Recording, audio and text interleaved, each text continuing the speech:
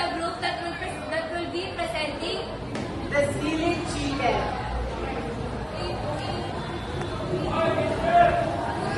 Once upon a time, traveling far away, there was a town. In the town, there was a chicken, and he was a very silly chicken.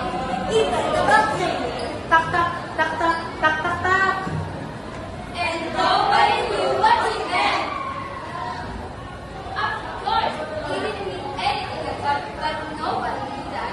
They thought that Tak tak tak tak tak tak tak. must be something. now a very clever man came to the town, and he decided to see if he could find out what the chicken meant, right? Tak tak tak tak tak tak tak tak tak. First, he tried to learn the chicken's language. He tried and he tried and he tried, but all he learned was, Tak tak tak tak tak tak tak tak tak. Unfortunately, although he sounded just like the chicken, he had no idea what he was saying. Then he decided to teach the chicken to speak our kind of language. he tried and he tried and he tried. It took him quite a long time, but in the end, the chicken could speak perfectly well. Just like you and me. After learning to speak as we do, the chicken went into the main street of the town and called out. Bird is going to swallow us up. At first, the people didn't hear what he was saying. Because they didn't expect a chicken to be talking human language.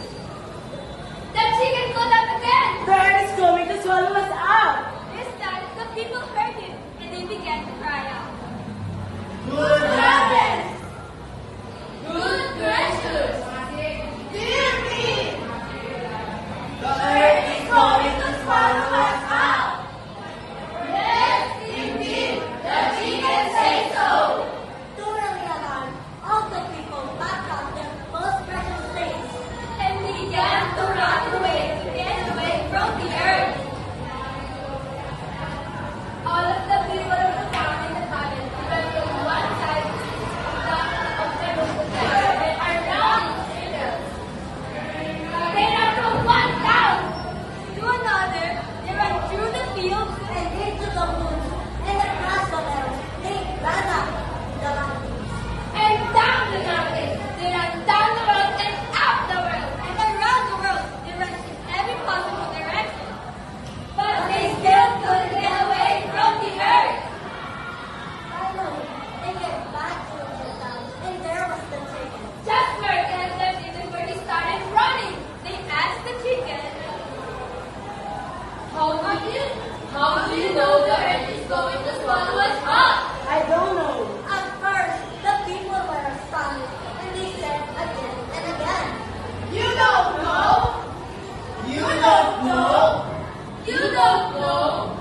And they became curious, and they came stealing at the chicken and spoke in angry voices.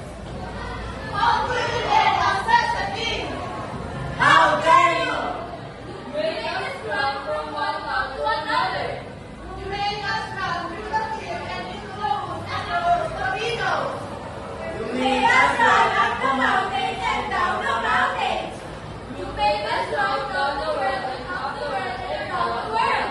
You made us run in every possible direction. And all Nobody knew the earth was going to swallow us up.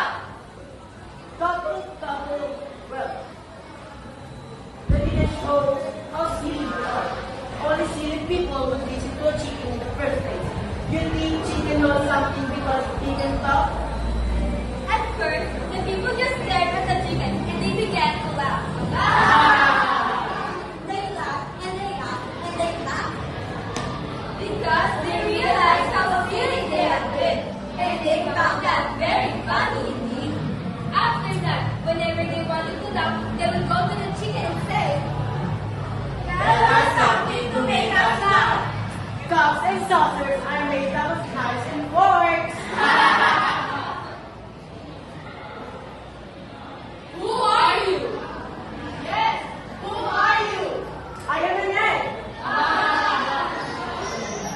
The people would laugh at this too because they knew it was the head. If you were an egg, I am not